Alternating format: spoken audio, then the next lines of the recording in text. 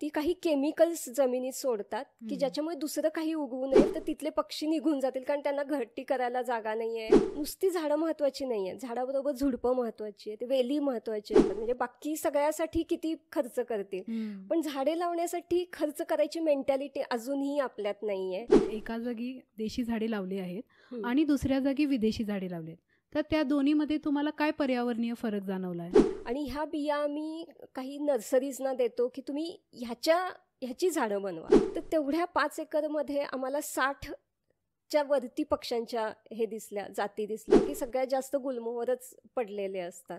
काही विदेशी झाडं अशी आहेत की ती दुसऱ्या झाडांना वाढू देत नाहीत.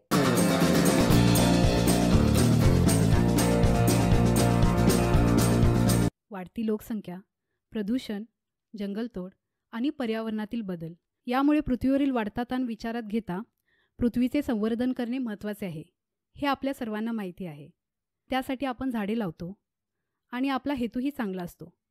पण कोणत्या प्रकारची झाडे पर्यावरणीयदृष्ट्या महत्त्वाची आहेत हे आपल्याला माहिती नसते.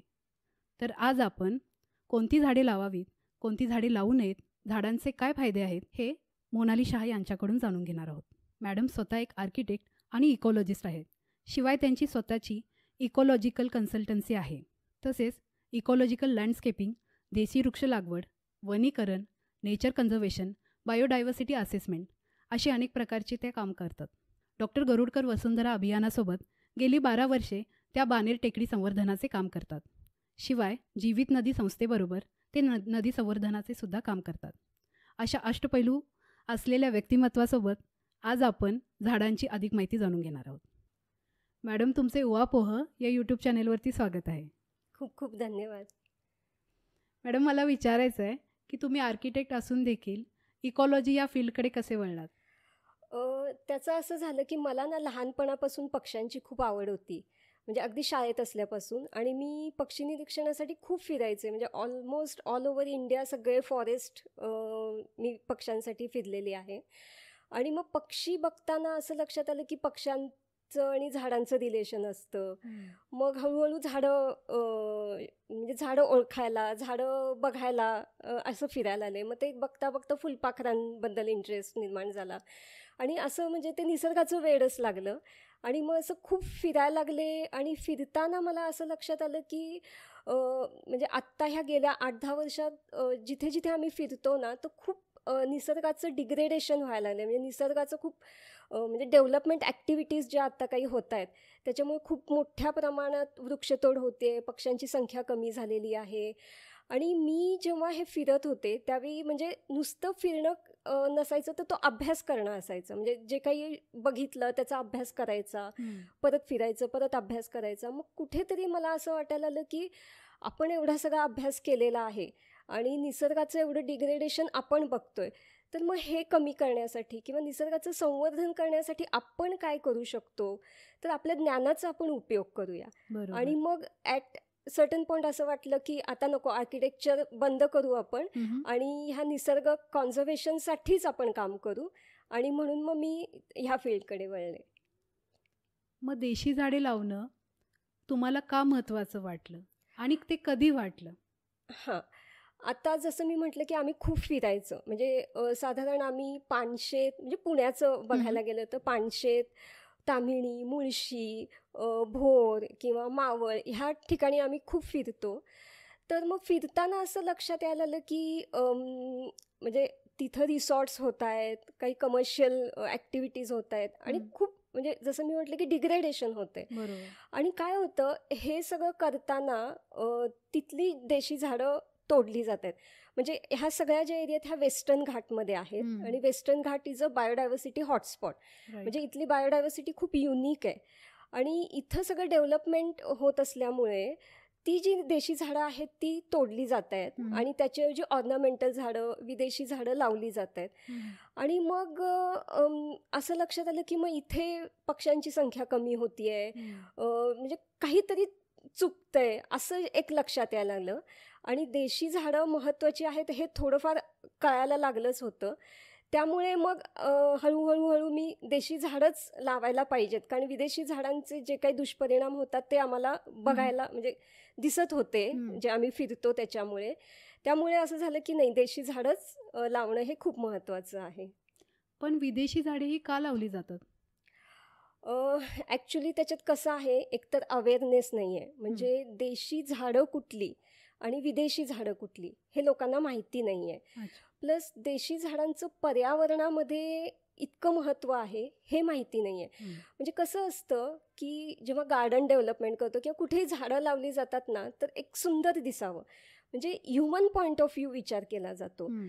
पण त्याचं पर्यावरणीय महत्त्व काय आहे एखाद्या झाडाचं, तो लोक विचारच करत नाहीत. म्हणजे आपण एखादं विदेशी झाड लावलं हं, हं. तर त्याच्यावर म्हणजे पक्षी येत नाहीत, फुलपाखरं येत नाहीत. मग त्याचे इफेक्ट्स पर्यावरणीय म्हणजे वाईट असतात. बरोबर. तर हे लोकांना माहिती नाही आहे. त्यामुळे मग ह्या माहिती नसल्यामुळे एकतर विदेशी झाडं लावली जातात. हं. प्लस आपल्याकडच्या नर्सरीजमध्ये सुद्धा विदेशी झाडं खूप मोठ्या प्रमाणात बनवली जातात. म्हणजे त्यांची रोपं बनवली जातात. हो. कारण त्यांना सुद्धा हे माहिती नाही आहे. हं. आणि विदेशी झाडं थोडीशी फास्ट वाढणारी असतात, कमी पाण्यात येणारी असतात. हं, हं. त्यामुळे मग कसं होतं, त्यांना रोपं बनवणं सोपं जातं. त्यामुळे बरोबर. ते त्यांच्या फायद्यासाठी रोपं बनवतात. हं. आणि मग कसं होतं, म्हणजे बरेचशी लोकं रोपं नर्सरीत जातात, आम्हाला झाडं लावायचे रोपं द्या म्हणतात. हं. पण मग ते त्यांना पण माहिती नसतं, ह्यांना पण माहिती नसतं, मग ती लावली जातात. सो जेव्हा रोपं लावायची असतात त्यावेळी एखाद्या एक्सपर्टचा सल्ला घेऊन लावली हं. ना, तर ते जास्त म्हणजे मग देशी झाडं लावली जातात. पण ते केलं जात नाही. आणि विदेशी झाडापेक्षा देशी झाडं थोडीशी महाग असतात. हं, कारण हं. एक तर त्याचं सीड कलेक्शन जंगलात जाऊन करायला लागतं. काही सीड्सला जर्मिनेशनसाठी टेक्निक असतात. त्यामुळे ती थोडीशी महाग मिळतात. अच्छा. आणि मेनली झाडं लावताना किंवा लँडस्केप करताना जी झाडं लावायची असतात, तर लोकांना तो सगळ्यात लास्ट प्रायोरिटी असते आणि त्याच्यात पैसे फार घालवायचे नसतात. म्हणजे बाकी सगळ्यासाठी किती खर्च करतील, हं. पण झाडे लावण्यासाठी खर्च करायची मेंटॅलिटी अजूनही आपल्यात नाही आहे. त्यामुळे मग जी स्वस्तात मिळतील, म्हणजे ही झाडं आम्हाला लावायची आहेत, पण नाही हो, ती महाग मिळतात. मग त्याच्यापेक्षा ही स्वस्त मिळत आहेत ना, आमचा खर्च कमी होतो. मग त्याचा होतं. पर्यावरणीय काय नंतर जो काही त्याचा इफेक्ट होणार आहे हं. त्याचा विचार केला जात नाही. तो फक्त मॉनिटरी ह्याच्यात विचार केला जातो. पण जर आपण तो पर्यावरणाला जो काही त्याचा वाईट इफेक्ट होतो त्याचं जर मूल्य काढलं तर ते खूप जास्त असतं. हं, हं. पण हे अजून माहिती नाही आहे लोकांना किंवा कळत नाही आहे, किंवा कळत असूनही वळत नाही. वळत नाही आहे किंवा इच्छा होत नाही आहे.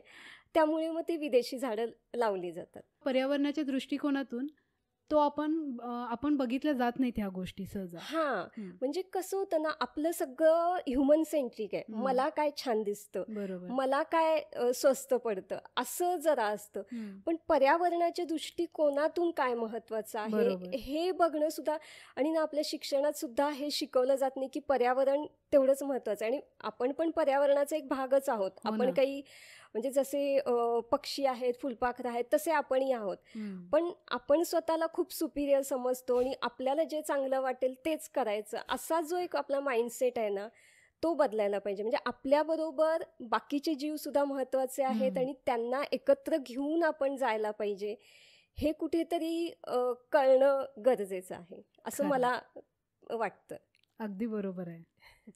तुम्हाला देशी झाडांबद्दल माहिती कुठून मिळाली?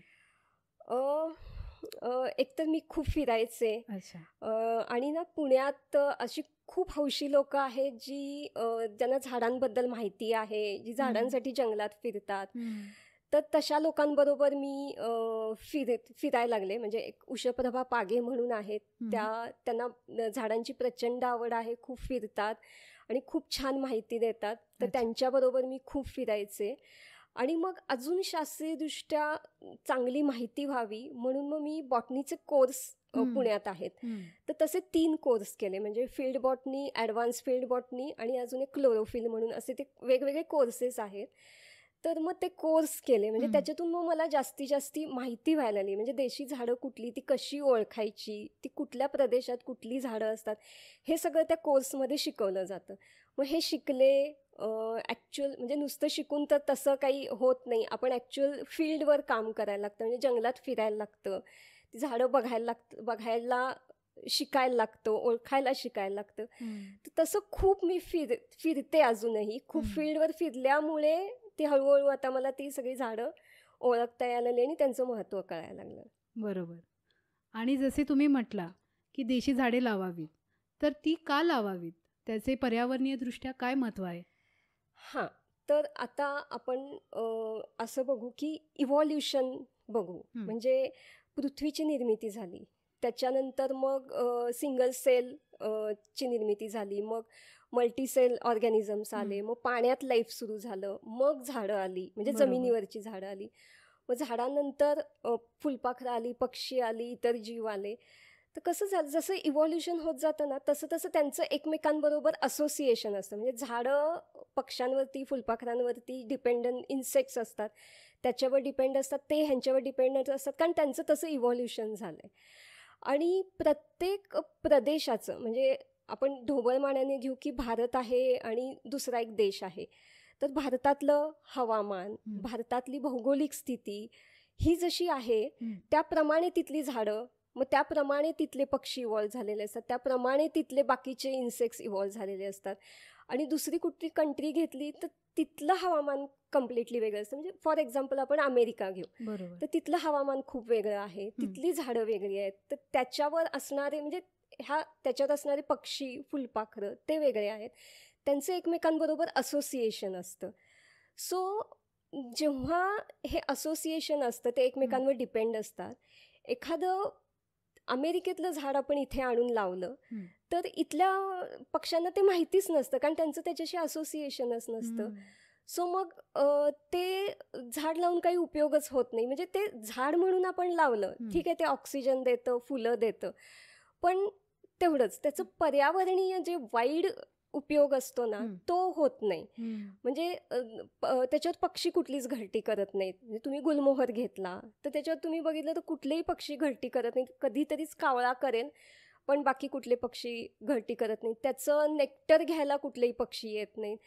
सो देशी झाडांचं हे असतं की ते त्यांचं असोसिएशन असतं दुसऱ्या जीवांबरोबर, आणि ते एकमेकांवर पूरक असतं. म्हणजे हा एक उपयोग आहे की दुसऱ्यांना ते अन्न पुरवायचं काम करतात.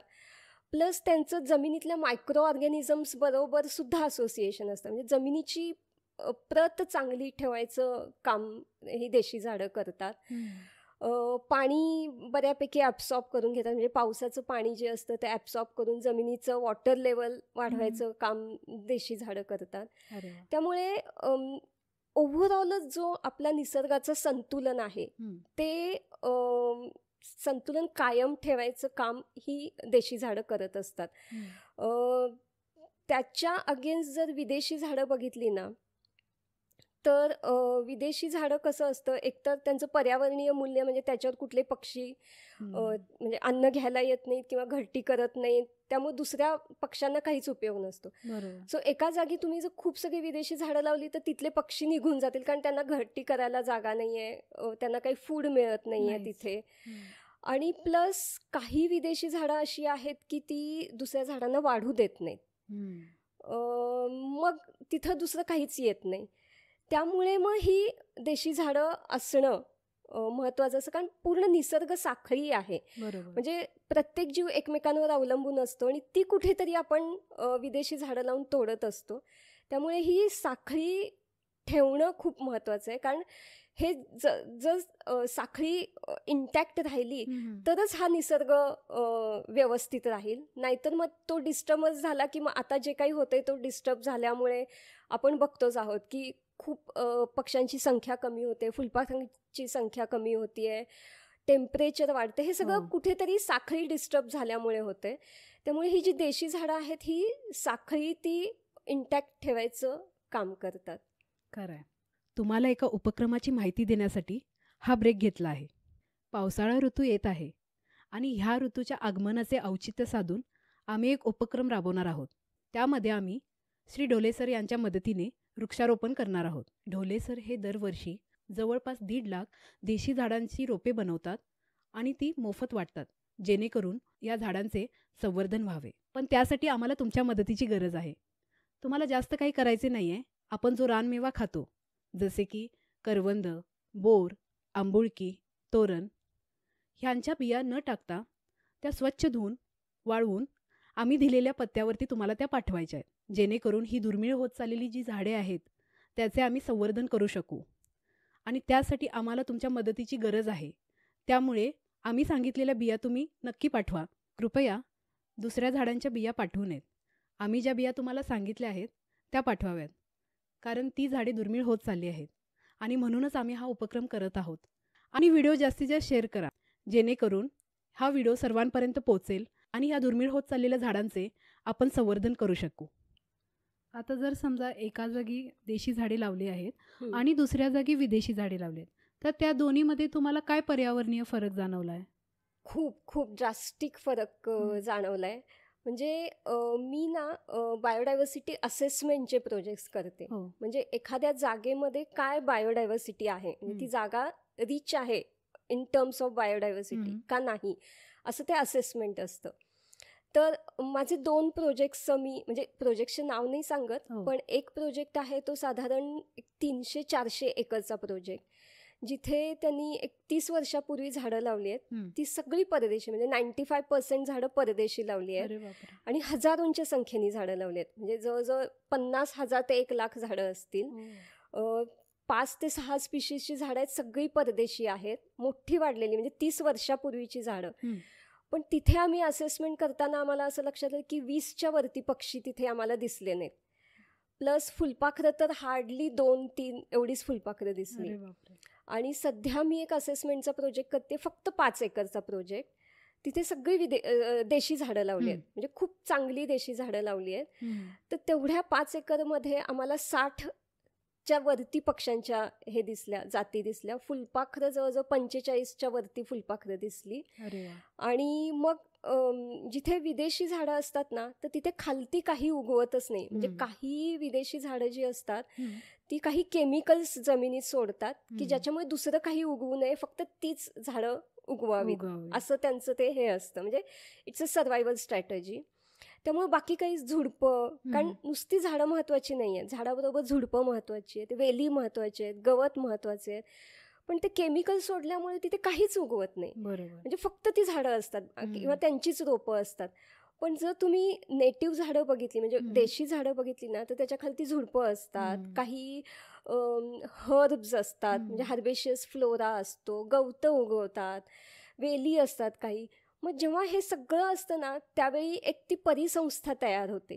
जेव्हा एकच झाड असतं आणि बाकी काहीच नसतं, त्यावेळी ते फक्त एक झाड असतं, म्हणजे त्याची परिसंस्था काही तयार होत नाही. पण इथे झाडं असतात, झुडपं असतात, वेली असतात, प्रत्येकावर जगणारे वेगवेगळे जीव असतात आणि ती एक सगळी जी म्हणते मी अन्नसाखळी, ती तिथे तयार होते. आणि त्यामुळे जिथे विदेशी झाडं आहेत आणि जिथे देशी झाडं आहेत, ते खूप ड्रास्टिक फरक मला आढळून आलेला आहे. म्हणजे हा मी अभ्यास करती आहे, म्हणजे प्रॉपर हा अभ्यास केलाय की देशी काय आणि विदेशी काय, ह्याच्यात प्रॉपर अभ्यास करून तो स्टॅटिस्टिकल ॲनालिसिस मी केलेला आहे. आणि त्याच्यावरून मी हे सांगते की ह्या दोन्हीमध्ये खरोखर ड्रॅस्टिक फरक जाणवून येतो. देशी झाडे लावली जावीत यासाठी तुम्ही काय प्रयत्न करता? देशी झाडे लावली जावीत ह्याच्यासाठी एकतर अवेअरनेस, म्हणजे काही ट्री वॉक्स वगैरे मी स्वतः घेते. अच्छा. बायोडायव्हर्सिटी वॉक घेते की हे झाडं का महत्त्वाचे, त्याच्यावर असणारं असोसिएशन काय आहे, ते काय का महत्त्वाचं आहे. मग मी माझ्या सोशल मीडियावरून मी म्हणजे लोकांना आव्हान करते, त्याच्यात मी कुठली देशी झाडं आहेत, कुठली विदेशी झाडं आहेत, ही का नाही लावायला पाहिजेत, ही कुठली लावायला पाहिजेत, हे सोशल मीडियावरून हे करते. आणि माझ्या सगळ्या प्रोजेक्ट्समध्ये मी देशी झाडंच म्हणजे लावण्यासाठी आग्रह धरते. बरोबर. आणि जिथे जिथे म्हणजे शक्य असेल, जिथे जाईन तिथे मी त्यांना सांगत असते की नाही, हे देशी झाडं लावणंच महत्त्वाचं आहे आणि तुम्ही देशी झाडं लावा, असं हे करते. म्हणजे हा एक भाग झाला. आणि दुसरं, आम्ही बिया गोळा करतो, म्हणजे देशी झाडांच्या बिया जंगलात जाऊन आम्ही, म्हणजे आत्ता हा बियांचा सीझन आहे. बरोबर. तर सगळ्यात ज्या काही देशी झाडं आहेत, काही रेअर झाडं आहेत, तर त्याच्या बिया गोळा करतो. आणि ह्या बिया आम्ही काही नर्सरीजना देतो की तुम्ही ह्याची झाडं बनवा, तुम्ही जी बाकीची विदेशी झाडं बनवता त्याच्याऐवजी तुम्ही ही झाडं बनवा, म्हणून त्यांना आम्ही बिया देतो रोपं बनवण्यासाठी. आणि पावसाळ्यात झाडांच्या खालती रोपं पण उगवलेली असतात. तर बरोबर. ती छोटी छोटी रोपं पण गोळा करून आम्ही नर्सरीवाल्यांना देतो की ह्याची रोपं तुम्ही करा. म्हणजे अशा गोष्टी केल्यामुळे मग देशी झाडाचं महत्त्व लोकांना कळायला लागतं आणि मग म्हणजे अशा गोष्टी आम्ही करतो. आता अशी कोणती झाडे आहेत जी पर्यावरणाच्या दृष्टीने चांगली नाहीत, पण ती सध्या खूप लावली जातात किंवा जास्त प्रमाणात लावली जात आहेत? हां. तर त्याच्यात सगळ्यात आत्ता म्हणजे सगळीकडे हल्ली आता फोटो येत होते चेरी ब्लॉसम म्हणून. म्हणजे टबुबिया म्हणून एक झाड आहे ज्याला असं पांढरी पिंकिश टाईपची फुलं येतात आणि बरोबर. पूर्ण झाड ते फुलांनी भरलेलं असतं. म्हणजे दिसायला नो डाऊट छान दिसतं ते, पण ते देशी नाही आहे. आणि म्हणजे माझ्या सोसायटीमध्ये, शेजारच्या सोसायटीमध्ये खूप मोठ्या प्रमाणात ती झाडं लावलेली आहेत आणि मी खूप निरीक्षण करत असते की त्याच्यात काय काय येतं. म्हणजे माझ्या टेरेसवरून ती दिसतात, बरोबर. त्यामुळे मला ते निरीक्षण करणं खूप सोपं आहे. तर मी बघते तर त्याच्यावर पोपट सोडला तर कुठलाही पक्षी मला दिसत नाही आणि फक्त सुंदर दिसतात म्हणून हे टबुबिया म्हणजे ज्याला चेरी ब्लॉसम म्हणून आहे ते एक झाड लावलं जातं. ते फास्ट ग्रोईंग आहे, पण जेवढं फास्ट ग्रोईंग आहे तेवढं ते वीक आहे. म्हणजे खूप वादळ आलं तर ते झाडाच्या फांद्या पडू शकतात, काही झाडाखालती व्हेकल्स असतील किंवा लोक असतील तर ते नुकसान होऊ शकतं, अख्खं झाड कोसळू शकतं.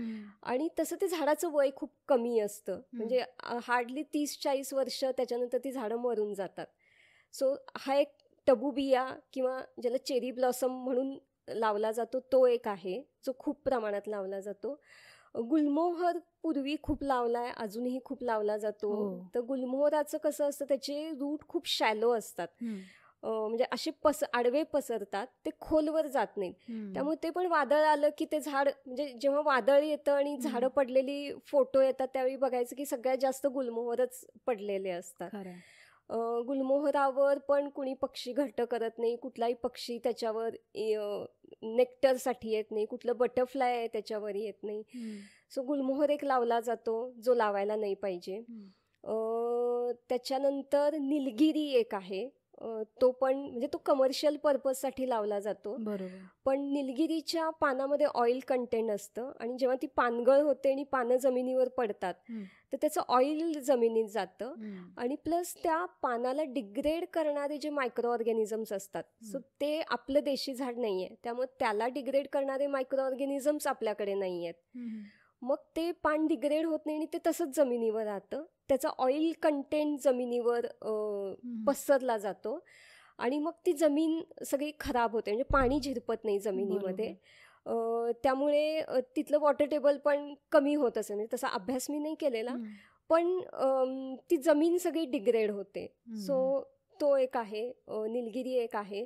त्याच्यानंतर आत्ता म्हणजे गव्हर्नमेंटकडनं आपल्या म्हणजे महाराष्ट्र गव्हर्नमेंटकडं सगळ्यात जास्त लावणारी झाडे म्हणजे कोनोकार्पस. म्हणजे खूप सगळीकडे पुण्यात आणि बाकीच्या सिटीमध्ये सुद्धा खूप सगळीकडे लावला जातोय. इवन आता रिसॉर्ट्स आणि कमर्शियल प्रॉपर्टीज, फार्म हाऊस अशा ठिकाणी रस्त्याच्या दुतर्फा जी झाडे लावली जातात ती सुद्धा बहुतेक कोनोकार्पस लावला जातो. आणि तो कोनोकार्पस का लावला जातो, तर त्याला पाणी द्यायला लागत नाही, म्हणजे त्याला फार मेंटेनन्स नाही म्हणून. पण त्याचा असं आहे की तो पाणी का द्यायला लागत नाही, तर त्याची मुळं खूप खोल जातात आणि जमिनीतलं पाणी शोषून घेतात. म्हणजे जिथे कोनोकार्पस लावलेला आहे तिथल्या जमिनीचं वॉटर टेबल कमी झालेलं आहे. हे गुजरात, तेलंगणा, राजस्थान ह्या गव्हर्नमेंटना आता लक्षात आलंय, त्यामुळे त्यांनी त्याच्यावर बॅन टाकलाय. पण आपल्याकडे अजूनही ती लावली जात आहेत. प्लस त्याची मुळं इतकी स्ट्रॉंग असतात की तिथून काही ड्रेनेज लाईन जात असतील किंवा काही इलेक्ट्रिक लाईन जात असतील, ज्या काही लाईन जात असतील त्या सगळ्या ते डिस्ट्रॉय करतं. सो ह्या ज्या काही गोष्टी आहेत ह्याच्यासाठी हे कोनोकार्पस पण नाही लावला गेला पाहिजे. आणि सुबाबूळ, म्हणजे आम्ही आता त्याला सुबाबूळ म्हणत नाही, कुबाबूळ म्हणतो. तर हा पण पूर्वी खूप प्रमाणात लावला गेलेला आहे, कारण तो फास्ट वाढतो आणि त्याचं कॅलरिक व्हॅल्यू जास्त असते, म्हणजे त्याचा जाळण्यासाठी उपयोग होतो. पण त्याचं रिजनरेशन रेट इतका जास्त आहे, म्हणजे इतक्या त्याच्या बिया पडून इतकी झाडं येतात की अख्खं त्याचं जंगल होऊन जातं.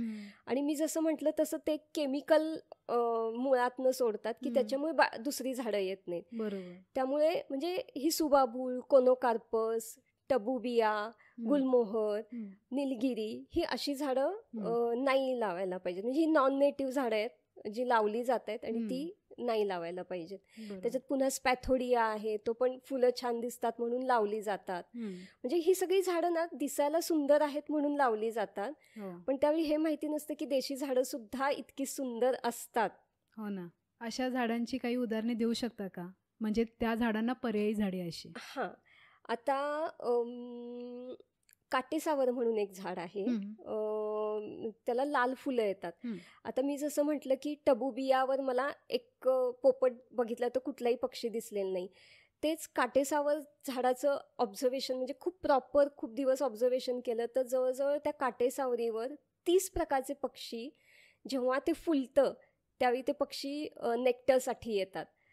तर अशी आहेत पर्यायी झाडं. म्हणजे काटेसावर आहे ज्याला लाल फुलं असतात, खूप सुंदर असतं. आपण हा आता जो मी म्हटलं टबुबिया, तर त्याच्याऐवजी वारस म्हणून एक झाड आहे ज्याला पांढरी फुलं येतात. ती पण फुलं खूप सुंदर असतात आणि त्याच्यावर पण खूप पक्षी आणि बाकीचे जीव म्हणजे इन्सेक्ट्स येतात. तर तसं आहे. त्याच्यानंतर करंज आहे, कांचन आहे, बहावा आहे, जे आता ज्याला गोल्डन शॉवर म्हणतात. आता बऱ्याच ठिकाणी त्याची फुलं आलेली आहेत, खूप सुंदर दिसतात. ही सगळी झाडं जेव्हा फुलतात ना तर खूप सुंदर दिसतात.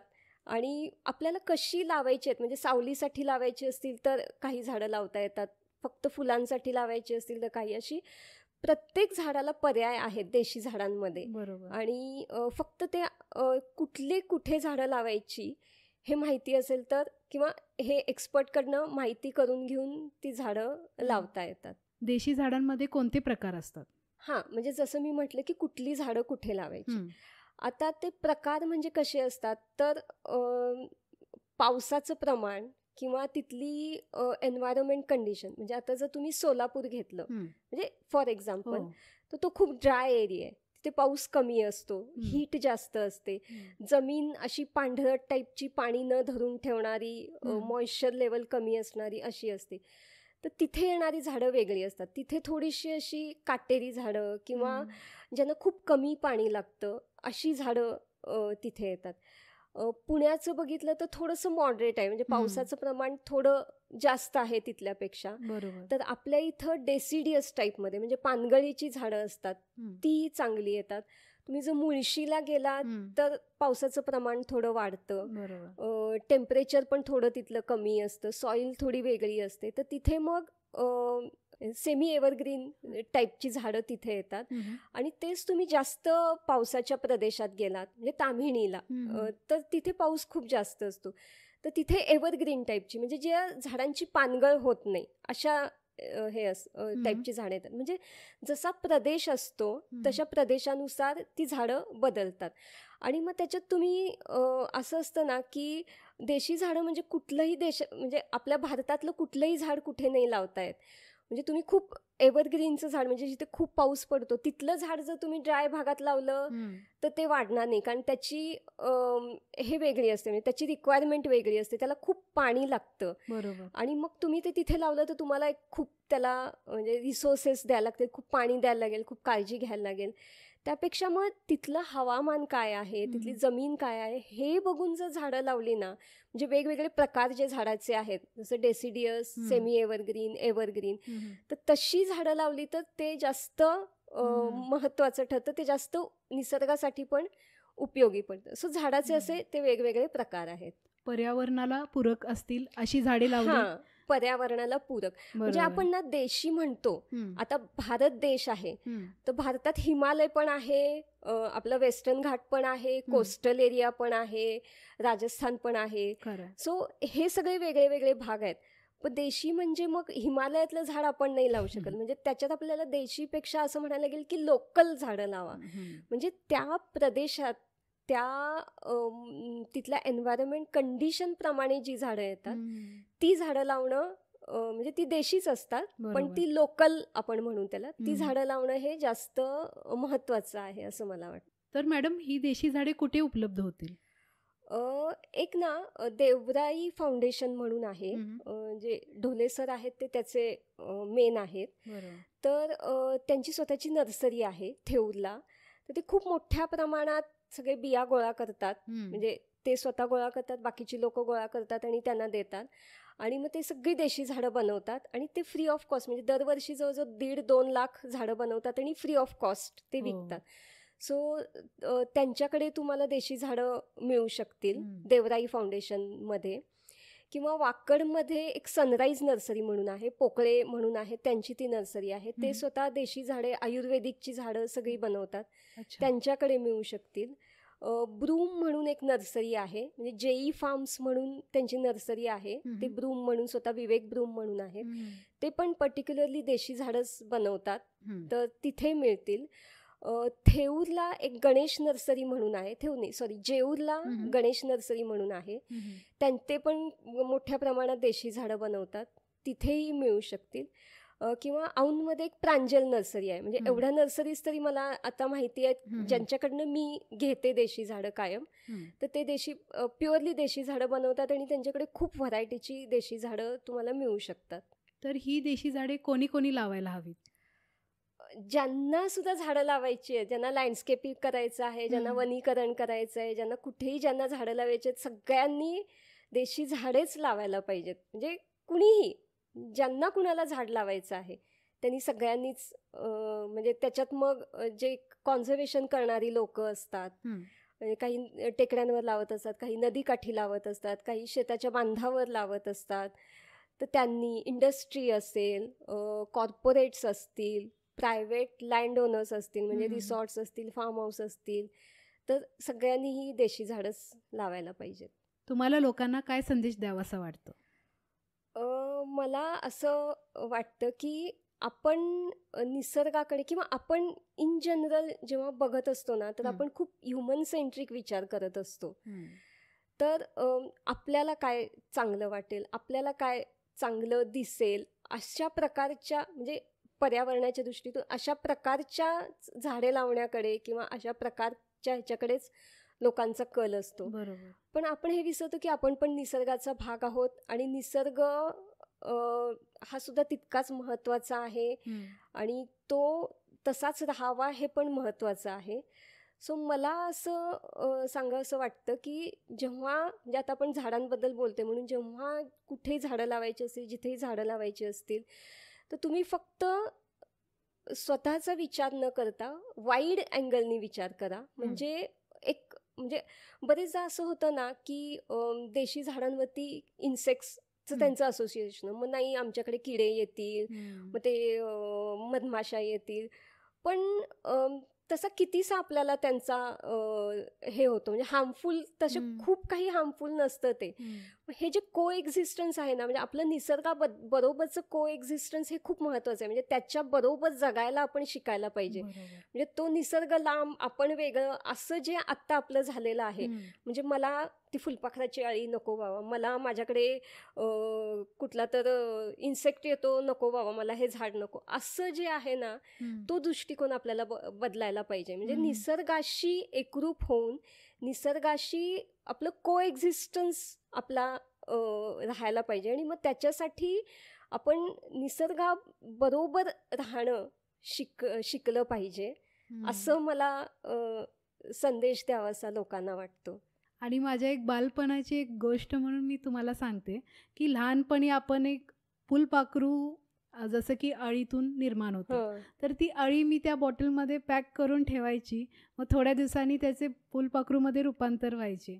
असे जे काही छोटे छोटे गोष्टी होत्या त्या आपल्या काळी, त्यामध्ये खूपसा आनंद मिळून जायचा. आनंद होता. हो, बरोबर. तो आता मला वाटतं की तो लुप्त होत चाललाय. तर त्याबद्दल तुमचे काय मत आहे? हो, म्हणजे आता कसं होतंय ना, म्हणजे जे लहानपण असतं, तर मुलं खूप निसर्गापासून दूर जायला लागली आहेत. म्हणजे आताचं जे कल्चर आहे ते मॉल, आणि म्हणजे फिरायला जायचं कुठे तर मॉलमध्ये, गार्डनमध्ये फिरायला जाणं किंवा जंगलात फिरायला जाणं, जंगलात वेगवेगळ्या गोष्टी, जंगलात जाऊ दे, इवन आपण ही छोटी गार्डन केली आणि त्याच्यातल्या ज्या छोट्या छोट्या गोष्टी आहेत किंवा आपल्या सोसायटीमध्ये जी झाडं आहेत त्याच्यात काही जे काही येत असतं ते सगळं अनुभवणं खूप कमी झालंय.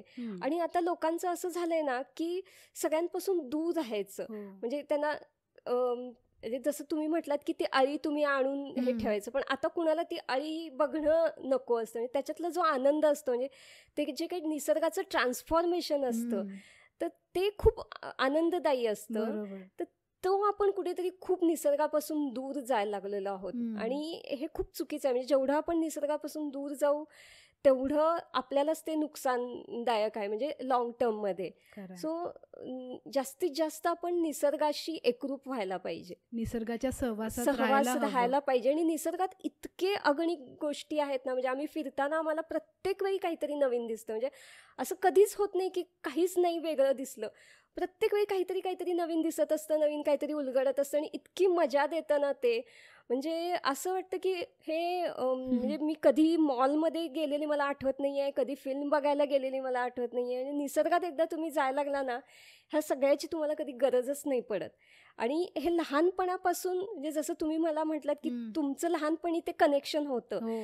तसं लहानपणापासून हे कनेक्शन असणं खूप गरजेचं आहे. म्हणजे जेव्हा हे कनेक्शन असेल ना, हम्म. तरच पुढे जाऊन ती व्यक्ती त्याला त्याचं महत्त्व कळेल आणि तो संवर्धनासाठी पुढे येईल. आणि त्यासाठी पालकांनीही थोडा पुढाकार पुढाकार घ्यायला घ्यावा पाहिजे. हो लागेल. हो. पर्यावरणाच्या दृष्टीने देशी झाडे इतकी महत्त्वाची आहेत याची जाणीव आम्हाला करून दिल्याबद्दल तुमचे मनापासून धन्यवाद. खूप खूप धन्यवाद. तुम्ही मला ही संधी दिलीत त्याबद्दल, लोकांपर्यंत पोहोचण्याची जी संधी दिलीत त्याबद्दल खूप खूप धन्यवाद. धन्यवाद. आशा आहे की आपण देशी झाडे लावण्याचा जास्तीत जास्त प्रयत्न करू. धन्यवाद.